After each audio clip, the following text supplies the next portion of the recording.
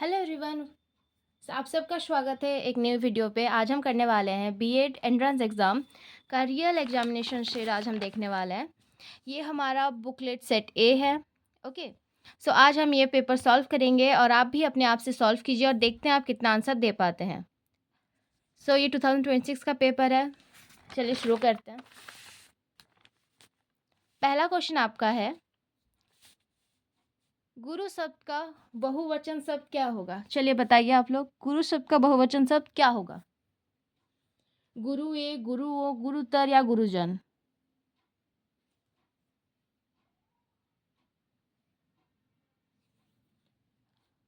तो इसका आंसर होगा गुरुजन, यानी आंसर होगा डी। ओके, तो सब ध्यान दीजिएगा। ग्रुप सॉरी, हाँ आंसर होगा डी। ठीक है, चलिए अब दूसरे क्वेश्चन पे जाते हैं। निम्नलिखित में से कौन सा शब्द वर्तनी की दृष्टि से शुद्ध है? बताइए। ज्योतिषमती, व्यवहारिक, उज्ज्वल या आशीर्वाद? ओके, बताइए बताइए। ज्योतिषमती, व्यवहारिक, उज्ज्वल या आशीर्वाद? आपको क्या लगता है क्या होगा आंसर? तो इसका आंसर होगा ऑप्शन ए, ज्योतिषमती। ठीक है, अब हम थर्ड नंबर के क्वेश्चन पे चलते हैं। निम्नलिखित में से अशुद्ध वाक्य का चयन कीजिए। तो अशुद्ध वाक्य कौन सा है? कौशल्या ने मुझे मथुरा दिखाया, तुम मेरी तरफ क्यों चले आ रहे हो, गीता ने अ, सुशीला को आवाज लगाई पर वह चली गई, या कश्मीर में कई स्थल देखने योग्य है? बताइए कौन सा आंसर होगा।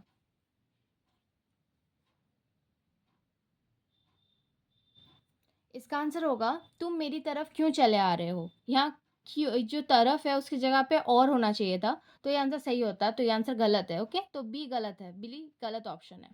आप लोग अपने पॉइंट्स कैलकुलेट करते जाइए, लास्ट में हम देखेंगे किसके कितने आ रहे हैं, आप कमेंट कीजिएगा। ठीक है, उसके बाद क्वेश्चन है, हरि शब्द का अनेकार्थी शब्द किस विकल्प में नहीं है? ये क्वेश्चन ध्यान से सुनिएगा। हरि शब्द का जो अनेकार्थी शब्द है वो कौन से विकल्प में नहीं है? ठीक है, किस में नहीं है?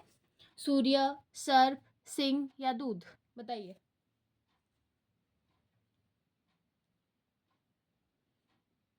जिनको भी लग रहा है डी होगा, आप सही है, डी होगा इसका आंसर। ठीक है, दूध होगा। उसके बाद क्वेश्चन पाइए, साहस का काम करना के स्थान पर कौन सा मुहावरा उपयुक्त हो सकता है? बताइए, साहस का काम करना की जगह पे हम कौन सा मुहावरा लगा सकते हैं? शैतान के कान काटना, शेर के मुंह में हाथ डालना, सांप को दूध पिलाना या दम देना? बताइए जल्दी से,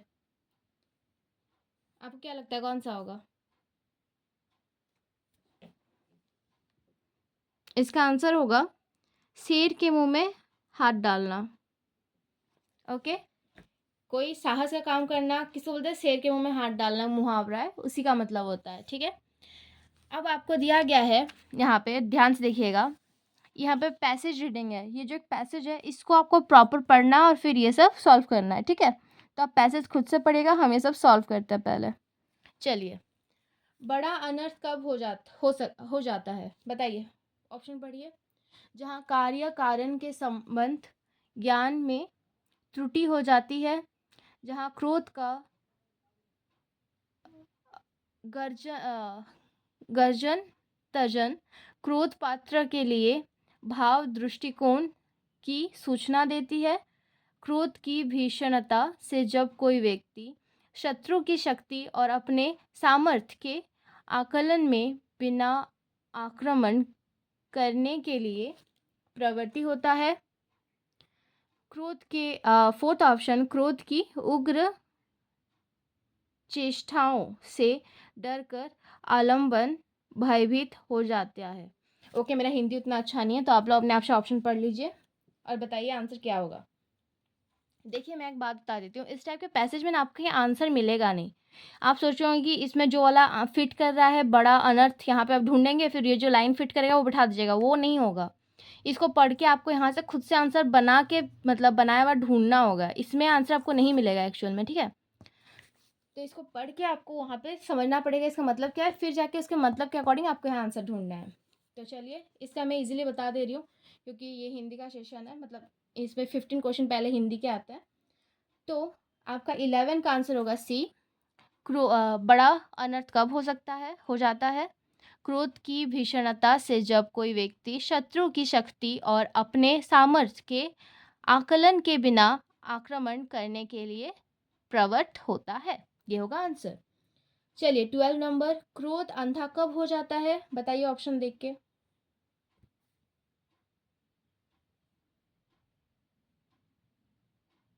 सॉरी, क्वेश्चन है क्रोध अंधा कब नहीं होता है, तो बताइए क्या होगा।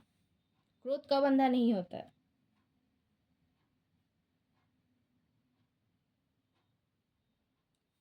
इसका आंसर होगा बी। क्रोधी बुद्धि और विवेक से नियंत्रित हो। जब जो क्रोध है वो बुद्धि और विवेक से नियंत्रित हो तब क्रोध अंधा नहीं होता है। यहाँ पूछा कब नहीं होता अंधा, ठीक है, ध्यान से पढ़िएगा क्वेश्चन। आलंबन में भय का संचार करना किसका उद्देश्य होता है? आलंबन में भय का संचार करना किसका उद्देश्य होता है, बताइए, ऑप्शन पढ़िए। जो किसी का अपमान करता है उसका, जिसका अपमान किया गया हो उसका, जिस पर क्रोध किया जा रहा है उसका, या हानि या पीड़ा पहुंचाने के पहले क्रोधी व्यक्ति का। तो आंसर होगा डी, हानि या पीड़ा पहुंचाने के पहले क्रोधी व्यक्ति का। उसके बाद का क्वेश्चन देखते हैं हम लोग 14 नंबर। क्रुद्ध शब्द कौन सी व्याकरणगत इकाई है? सो बेसिकली ये क्रुद्ध नहीं है, क्रोध है।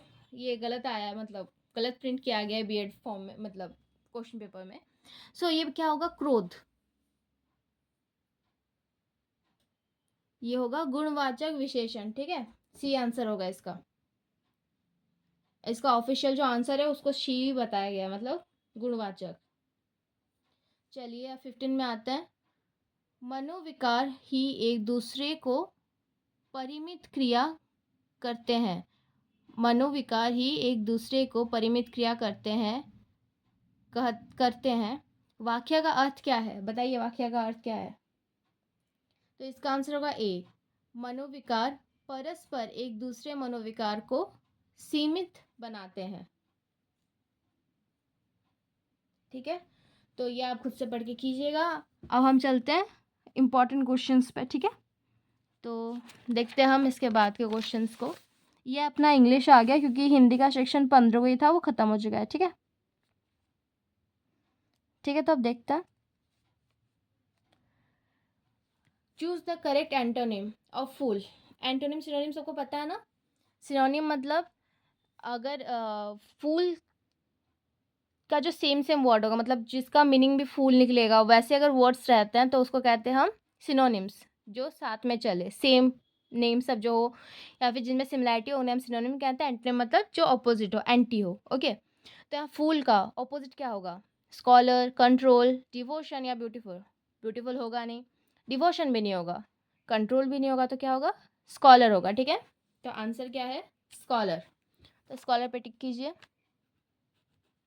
ठीक है, स्कॉलर आंसर है। Choose the most appropriate word in the place of the underline words. 500 companies sprang up to exploit this new technology। बताइए यहाँ पे एक्सप्लोर की जगह पे हम कौन सा वर्ड यूज करें जो अप्रोप्रिएट होगा? जी हाँ, सही है। तो इसका आंसर होगा यूटिलाइज, ओके। तो यूटिलाइज होगा सही आंसर। तो identify the error in place of underlined word in the sentence. अब यहाँ पे जो सेंटेंस में जो योर सेल्फ है उसकी जगह पे क्या यूज़ करना है हमें वो देखना है, ठीक है। I sympathize for yourself over your mother's death. Yourself तो नहीं होगा, क्या होगा यहाँ पे? यू, योर्स, योर या नो एरर, बताइए। जल्दी कीजिए आप लोग, तब जाके पता चलेगा ना आप कितना सही कर रहे हो। तो यहाँ पे यू होगा, ठीक है, यू सही आंसर है। Choose the correct synonym of encounter. Synonym मतलब सेम वर्ड्स, इनकाउंटर यहाँ पे सेम वर्ड कौन सा लग रहा है? सॉल्व, फेस, बियर या ओवरकम। हाँ, ये आंसर होगा फेस, ठीक है। एनकाउंटर करना, हम बोलते नहीं कि हम किसी चीज़ से एनकाउंटर करना मतलब फेस टू फेस होना, राइट। उसके बाद question, choose the meaning of the italicised item used in the given sentence. The teacher said to the student that you are excused. What your excuse? I am all ears. यानी क्या excuse है तुम्हारी, बताओ, तुमने जो काम नहीं किया क्या एक्सक्यूज दोगे तुम, मैं सुन रहा हूँ, बताओ बताओ। तो आई एम ऑल हियर्स, ये जो आइडिम्स है इसका मतलब क्या होता है? Going crazy, B fooled, very angry, या लिसन इंटेंटली, क्या होगा बताइए? ये होगा लिसनिंग इंटेंटली। यानी अगर कोई टीचर, हम लोग कुछ बहाना मारते, टीचर क्या बोलते हैं, हाँ हाँ तुम्हारा एक्सक्यूज हो ना, हाँ, मैं सुन रहा हूँ, तो क्या कर रहा है वो सुन रहा है, लिसन कर रहा है, सुन रहा है, ठीक है, लिसनिंग इंटेंटली। अब आ गया 21 number question, choose the correct preposition to complete the sentence. यहाँ पे आपको करेक्ट प्रिपोजिशन चूज करना है। What did you buy, sorry, what did you buy this dress, यहाँ ध्यान दीजिएगा, वेयर नहीं है, वेयर होता तो हम क्या करते, वेयर होता हम फ्रॉम करते, तुमने ड्रेस कहाँ से लाया, बट यहाँ क्वेश्चन क्या है, what did you buy this dress. What did you buy this dress के साथ क्या लगेगा, फॉर, फ्रॉम, ऑफ या ऑन, इसके साथ लगेगा फॉर, ठीक है, इसका आंसर ए सही है। ठीक है, चलिए अब चलते हम, इंग्लिश में भी पैसेज राइटिंग दिया है बट ये थोड़ा इजी होता है हिंदी से, मे बी मेरा इंग्लिश मीडियम में, दैट्स वाई मुझे ज़्यादा इजी लग रहा है हिंदी से, ठीक है। तो आइए इसको पढ़ते हैं, पैसेज नहीं पढ़ेंगे, हमसे क्वेश्चन आंसर करते हैं, ओके। पैसेज आप खुद से पढ़ लीजिएगा।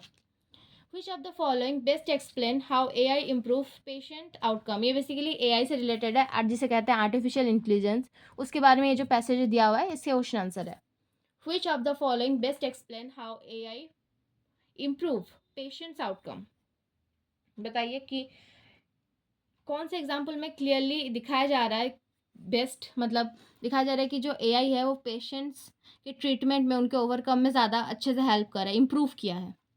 Bye reducing the number of hospital, कैसे ना, हॉस्पिटल को कम करके नहीं, by enabling new intervention through accurate data analysis, क्या लगता है,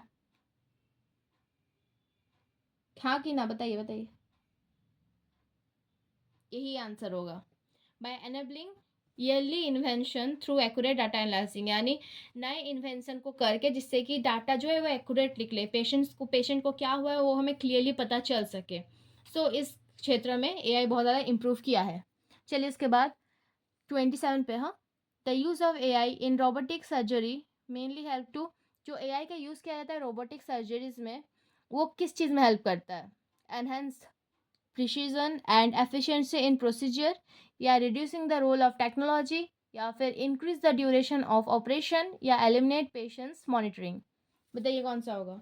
यानी जो AI होता है वो जो रोबोटिक सर्जरी में मेनली किस चीज़ में हेल्प करता है,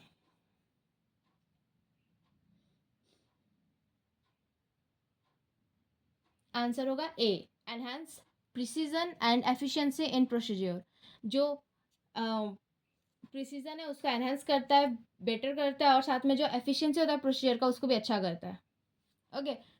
सो आपको बेसिकली आप आंसर ऐसे भी दे सकते हो, अगर देखिए पहले बात तो इसमें आपको MCQ देगा, MCQ का मतलब होता है जो करेक्ट है उसको आपको क्लिक ये करना है, टिक करना है, आप गेस भी कर सकते हो, आपको जो लग रहा है सबसे अप्रोप्रिएट आंसर होगा आप उस पर गेस भी कर सकते हो, ठीक है। What is the primary reason AI accelerates drug discovery, बताइए इसका आंसर। यहाँ पे आपको कुछ दिख रहा है ड्रग डिस्कवरी के बारे में, देखिए थोड़ा ध्यान से देखिए, यहाँ पे थोड़ा ध्यान से देखिए, in research it accelerate drug discovery, reduce both time and cost, तो बताइए यहाँ पे आंसर क्या होगा, what is the primary reason of AI accelerate drug discovery. जी, इसका आंसर होगा B, it process and analysis large database quickly, it process and analysis large database, जो बहुत बड़े बड़े डाटाबेस होता है उसको क्विकली वो एनालाइज करके आंसर आपको जल्दी बता देता है। देखिए बीएड का एक सिंपल सा ट्रिक है, आपको हर क्वेश्चन का आंसर 1 मिनट में करना है, आप किसी भी क्वेश्चन को 1 मिनट से ज़्यादा टाइम नहीं दे सकते वरना आपका क्वेश्चन छूट जाएगा। और ट्राई कीजिए कि ज़्यादा से ज़्यादा क्वेश्चन अटेंड करिए, भले ही कुछ गलत हो जाएगा बट आपका 0.25 का माइनस है, सो अगर आप 4 क्वेश्चन गलत करते हो तब जाके आपका 1 मार्क कटेगा, बट अगर आपका एक भी सही है तो आपका 1 मार्क मिल जाएगा। तो ट्राई करना मैक्सिमम क्वेश्चन करने का, बट तुक्का मत मारना, खुद से थोड़ा दिमाग लगा के करना तो अच्छा होगा। ठीक है, हम उसके बाद आते हैं अभी। Why might patients and professionals hesitate to trust AI system. क्यों पेशेंट्स और जो प्रोफेशनल होते हैं वो एआई सिस्टम से हेजिटेट करते हैं, क्यों उस पर भरोसा नहीं करते, क्यों? AI system are too slow, बहुत एआई सिस्टम स्लो है। AI required no data, AI को डाटा की ज़रूरत नहीं पड़ती। AI reduce health care cost, AI से हेल्थ केयर का जो कॉस्ट है, जो मेडिकल कॉस्ट है वो सब कम हो जाता है। या एआई डिसीजन में बी लैक क्लियर एक्सप्लेनेशन, या एआई के जो डिसीजन होते हैं उसमें क्लियर एक्सप्लेनेशन की कमी होती है। बताइए।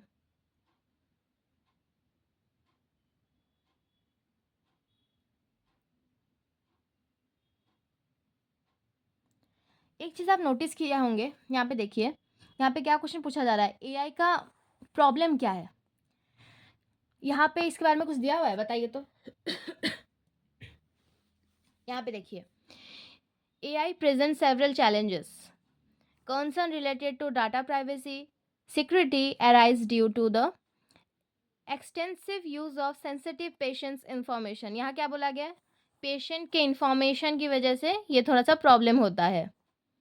ये मेन चैलेंज है, सेवरल चैलेंजेस में ये मेन चैलेंज है, ठीक है। बट यहाँ में क्वेश्चन क्या पूछा जा रहा है कि पेशेंट हेजिट क्यों करते हैं, ऑप्शन है वहाँ पे, किस लिए डिटेल लीक होता है ऑप्शन नहीं है। यहाँ पे ऑप्शन क्या है, एआई डिसीजन में लैक क्लियर एक्सप्लेनेशन, तो यही होगा आंसर, ठीक है।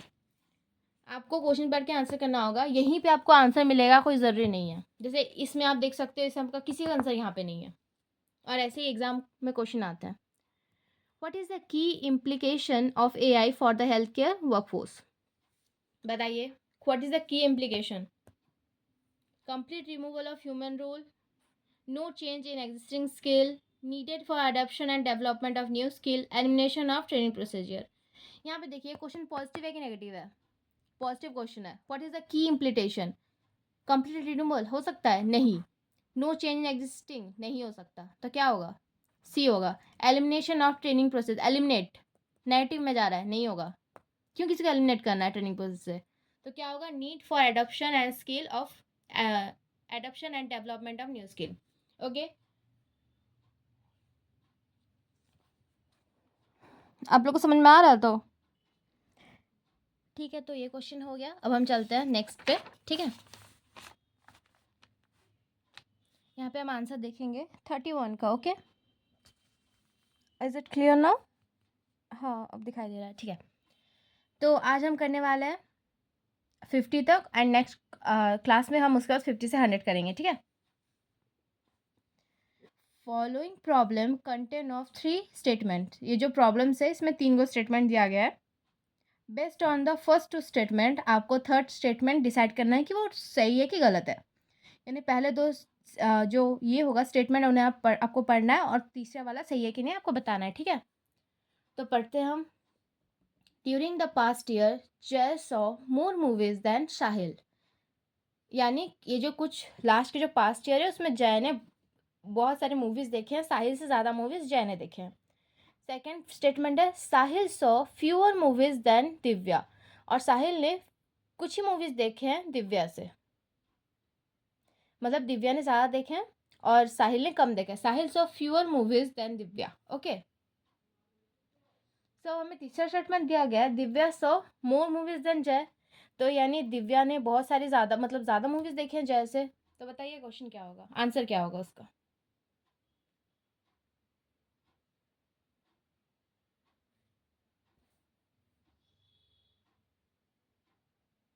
तो इसका आंसर होगा अनसर्टेन। ओके, बोर्ड के आंसर के अकॉर्डिंग इसका आंसर अनसर्टेन होगा। अब पूछोगे क्यों? तो बहुत सिंपल सा चीज़ है, क्योंकि साहिल ने फ्यूअर मूवीज़ देखे हैं दिव्या से, सो इसलिए सर्टेन नहीं है कि दिव्या ने ज़्यादा ही देखे हैं। Okay, second question 32। The teacher of the school want to hold an essay competition. The topic of the essay has to be such that it resonate with the current affair going around in the country. At the same time, they want to highlight the issue facing the environment. Okay, यानी एक school में ऐसे competition होने वाला है जिसमें कि एक टीचर ने एक टॉपिक ढूंढा है जिसमें कि आपके जीके जनरल नॉलेज यानी करंट अफेयर के साथ साथ इन्वायरमेंट में जो प्रॉब्लम्स हो रहा है उसके बारे में भी लिखना है।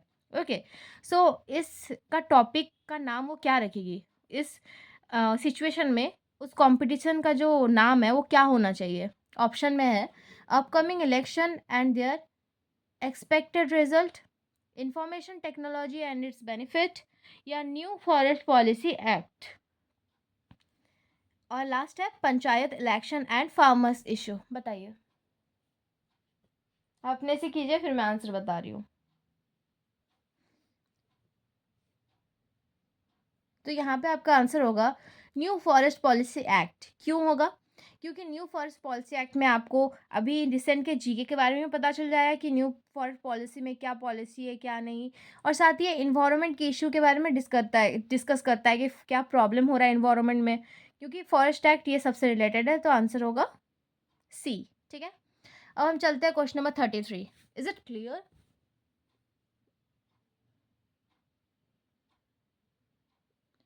Okay, which of the following answer figure pattern can be combine to make question figure? अब बताइए, ये जो ये आपको क्वेश्चन दिया गया, ये जो क्वेश्चन है, ठीक है, यहाँ पे से कौन सा पैटर्न लगाने से ये वाला बनेगा? बताइए, आंसर होगा डी। आप मैच करके देखिए, डी वाले को आप खींचेगा तो उससे वही एग्जैक्ट वही पैटर्न बनेगा। ठीक है, अब नेक्स्ट क्वेश्चन में आते हैं। Select a figure that among the answer figure which sorry, select a figure from among the answer figures which will continue the same series as established in the problem figures। अब बताइए, ये जो question है कि ये पांचवा figure दिया हुआ है, ये जो पांचवा फिगर है देखिए, अब छठा फिगर यहाँ से कौन सा होगा उसमें जो ऐड होगा? ये एक बहुत इंटरेस्टिंग क्वेश्चन है। इसका आंसर होगा 2 यानी बी। ठीक है, बी जो फिगर है वो उसके बाद वही फिगर आएगा, ये वाला देखिए, ये फिगर आएगा। ठीक है, चलिए अब हम देखते हैं 35 क्वेश्चन। ओके, इसे मैंने कुछ एग्जाम में कैलकुलेशन भी किए हुए थे, वो सब भी साइड्स में लिखा हुआ है, मैं आपको बताती जाऊंगी क्या चीज़ है वो। ठीक है, ओके, तो क्या क्वेश्चन है? Select the mirror image of the given figure when the mirror is place at the right side. यानी यहाँ पे मिरर प्लेस किया गया है, अब इस इमेज का जो ऑपोजिट इमेज होगा वो कौन सा होगा? बताइए, ए होगा, बी होगा, सी होगा, डी होगा? कौन सा इमेज होना चाहिए?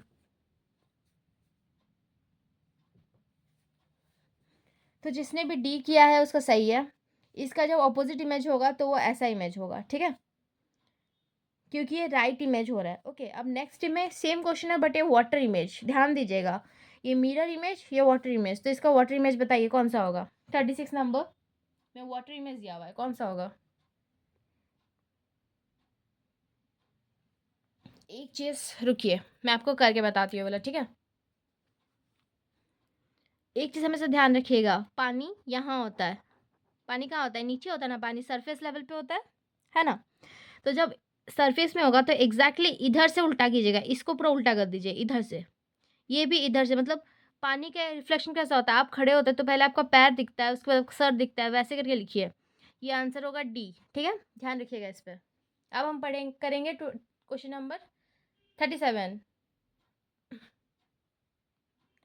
तो बताइए, आपका क्वेश्चन दिया हुआ है choose the correct option the place of question mark. इसमें देखिए सारा दिया हुआ है। ठीक है, ये वाला ब्लैंक खाली है, ये मैंने लिखा हुआ है, इसको छोड़िए। अब ये देखिए, ये ब्लैंक खाली है तो कौन सा आंसर हो सकता है? यहाँ पे 5 है, यहाँ 4 है, 19, 18, बताइए यहाँ क्या हो सकता है?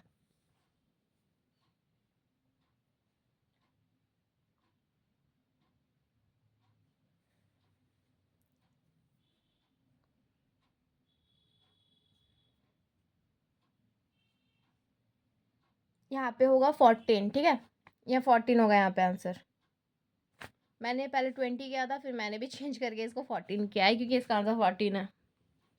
एक एक अगर सॉल्व करने जाएंगे तो बहुत टाइम लगेगा, सो कंटिन्यू करते हैं। हाँ, ये आप देख लीजिए खुद से कैसे 14 होगा, आपको पता है 16 है, 17 है, यहाँ पे 18 है, 19 है, यहाँ पे इसलिए 14 और 15 है। ठीक है, choose the correct option in the place of question mark. Question mark कहाँ है? यहाँ पे।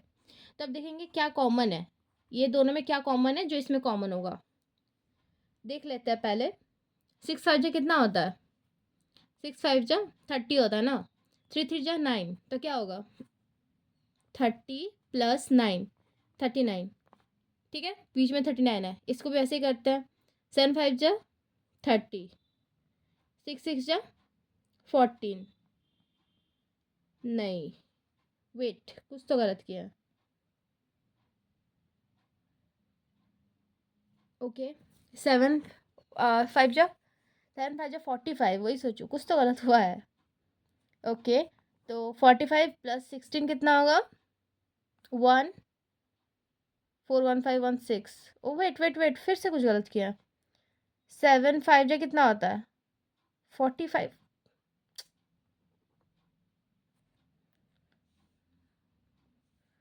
35, 7 5 जा 35, वही सोचो, कहीं तो गलती हो रहा है। 16 कितना होगा? 51। ठीक है, अब इसका सॉल्व करना है। कैसे करेंगे? 4 3 जा 12 एंड 5 5 जा 25। वो देखिए यहाँ पे वही कैलकुलेशन किए हुए हैं। 7 2 1 3, 37 किस में है? सी, वही करेक्ट है। तब ऐसे करके आंसर निकालना है। ठीक है, और इसके लिए 1 ही मिनट मिलेगा, उसमें आप कर पाओगे तो करो, वरना छोड़ देना। एक क्वेश्चन के पीछे ज़्यादा टाइम मत देना, वरना बाकी सब नहीं हो पाएगा। चलिए, ये बताइए, ये भी एग्जाम में की हुई हूँ साइड में उसको। ठीक है, what would come in place of the question mark in the following series. अब बताइए क्वेश्चन मार्क की जगह पे क्या आएगा? 2 3 5 9। अब हमने देखा है प्लस कैसा हो रहा है, 1 2 4 6 ऐसा प्लस हो रहा है। देखिए, 2 3 1 3 + 2 5 5 + 4 9 9 + 8 17। तो अब बताइए ये जो नेक्स्ट नंबर कितना होगा? 8 के बाद क्या आता है? 16। 2 2 जा 4। देखिए, 1 2, फिर 2 2 जा 4 हुआ, 4 2 जा 8 हुआ, 8 2 जा 16 हुआ। ठीक है, तो 16 के बाद क्या होगा? 32 होगा। तो अब देख लेते हैं क्या होता है इसमें। तो 16 आया यहाँ पे। 17 + 16 कितना होता है? 33। तो यहाँ आंसर 33 होना चाहिए, बट देख लेते हैं इसमें के साथ मैच कर रहा है। 33 के साथ कितना प्लस करने से 62 होगा। 32 प्लस करने से 65 होगा। ठीक है, 32, क्योंकि इसके बाद 32 आ रहा है, तो हम 32 प्लस करके 65 हो रहा है, तो यानी 33 करेक्ट है। अब आते हैं नेक्स्ट 40 नंबर पे। ठीक है, अब करते हैं 40 number. Find the missing entry for following logical series. तो यहाँ पे कौन सा नंबर मिसिंग है? देखिए, 40 नंबर क्वेश्चन।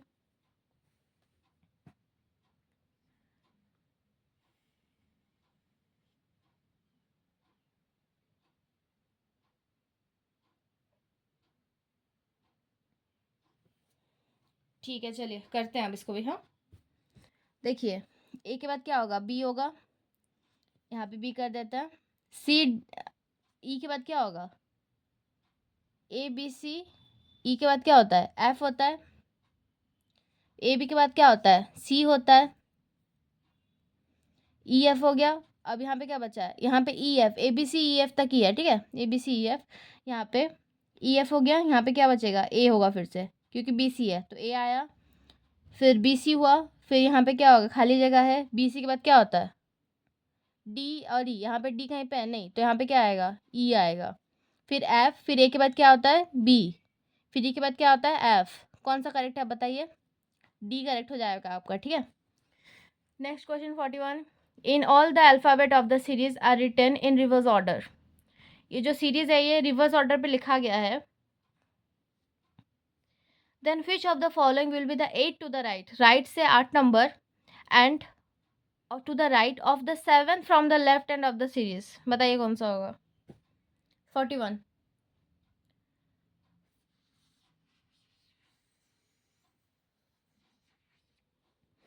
बताइए बताइए, आंसर बी होगा। ठीक है, बी, बी होगा यहाँ पे। ठीक है, क्या बोला जा रहा है? क्वेश्चन पढ़िए। In all the alphabet of the series are written in reverse order. Then which of the following will be the 8 to the right of the 7 to the left hand of the series? 8 to the right कौन सा देखिए, फिर 7 to the left कौन सा है?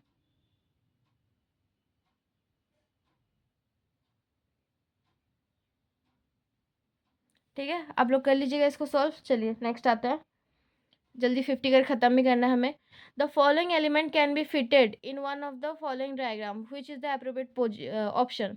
Pant, shirt, cloth. बताइए ये जो सारे में इसमें से कौन सा एप्रोप्रिएट है? 42 नंबर। देखिए, पैंट और शर्ट क्लॉथ है, शर्ट पैंट है या पैंट शर्ट नहीं है, तो ये डी होगा। ये पूरा क्लॉथ है, इसमें पैंट और शर्ट है, ठीक है। डी नंबर आंसर होगा। अब हम चलेंगे 43 पे, ठीक है। इधर है 43। Arrange the words given below in a meaningful sequence. देखिए बताइए क्या होगा इसका। बुक, प्लम्प, टिम्बर, जंगल, पेपर। कैसे लिखेंगे कि वो एक मीनिंगफुल सीक्वेंस में बनेगा?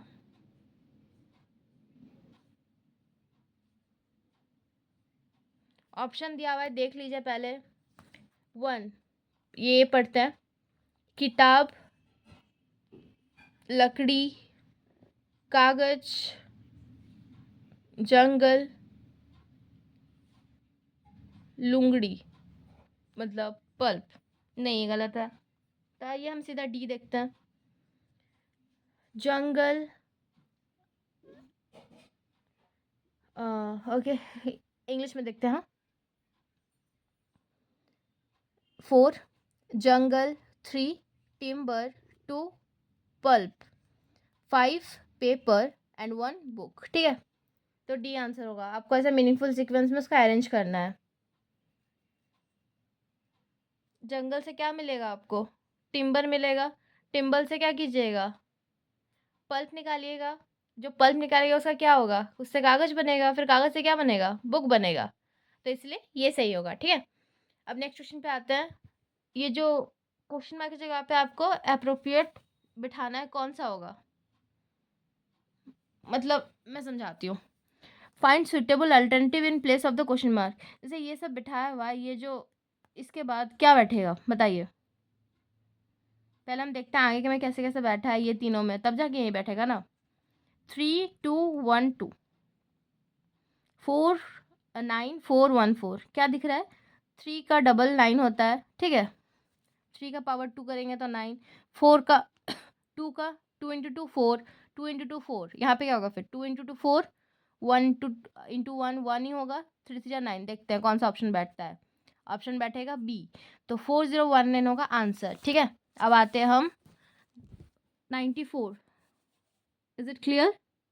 ओके, तो चलिए करते हैं। The following question contain of 2 words each have each that have a certain relationship with each other followed by 4 letter pairs of word। यानी इनमें सबका एक दूसरे के साथ रिलेशनशिप है। जैसे एनर्जी डिसिपिएट होता है, वैसे यहाँ पे कौन सा मिल रहा है साथ में? बताइए कौन सा, मतलब ऐसा चीज़ है जो ऐसा सेम रिलेशन दिखा रहा है कि जो एनर्जी है वो क्या होता है? डिसिपिएट होता है। तो क्या होगा? जो बैटरी है वो क्या होता है? चार्ज होता है। Simple.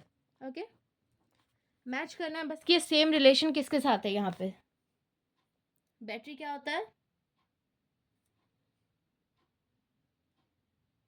Wait wait wait wait wait, गलत है गलत है। बैटरी नहीं, बैटरी चार्ज होता नहीं होगा। मनी क्या होता है? स्क्वेंडर होता है, ठीक है। मनी स्क्वेंडर होता है, ये आंसर होगा। In the following question 4 pair of word are given out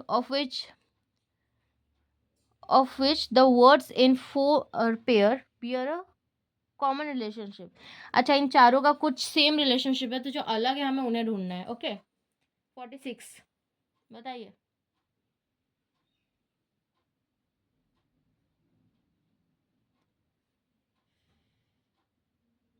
polio virus, thyroid bacteria, येट्स फंगी, मलेरिया प्रोटोजोआ। क्या होगा? येट्स फंगी, ओके। उसके बाद है odd one out 47। Find out the odd word from the given response. Zebra, tiger, lion या horse? Horse होगा। ये तो इजी आप कर लोगे, ठीक है। दिख रहा है आप सबके को? Okay. In which of the following question 4 words are give 4 words have been given, out of which 3 are alike in the same manner while the other one is different। 3 same है और एक जो है ना वो अलग है, ठीक है। तो हमें ढूंढना है कौन सा अलग है, ऑड कौन सा है। ओइनाक, ओएरजी, ओसीबू या जेमॉल। आप लोग ढूंढिए कौन सा ऑड होगा।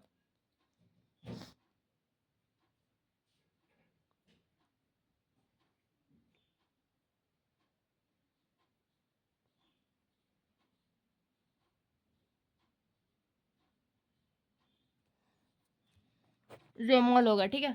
48 का क्या होगा, जेमॉल। अब चलते हैं 49। विच of the following question 4 numbers are given out of which 3 are alike in a certain way but the rest one is different। इसमें से 3 नंबर एक ही टाइप का है और एक जो है वो डिफरेंट है, बताइए कौन सा है।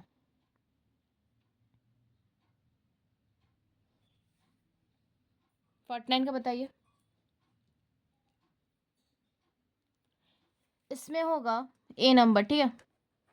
आपने क्या किया है बताइएगा आंसर में कि आपने कौन सा किया है। 50 लास्ट क्वेश्चन करते हैं, नेक्स्ट में 51 से करेंगे, ओके। टीचिंग एप्टीट्यूड बहुत इजी है, रीजनिंग में थोड़ा प्रॉब्लम है, आपको थोड़ा सा अच्छे से देखना चाहिए। इन क्वेश्चन गिवन बिलो, वेट, हाँ ठीक है। In question below is given a statement followed by two conclusion, number 1 and 2. You have to assume everything in the manner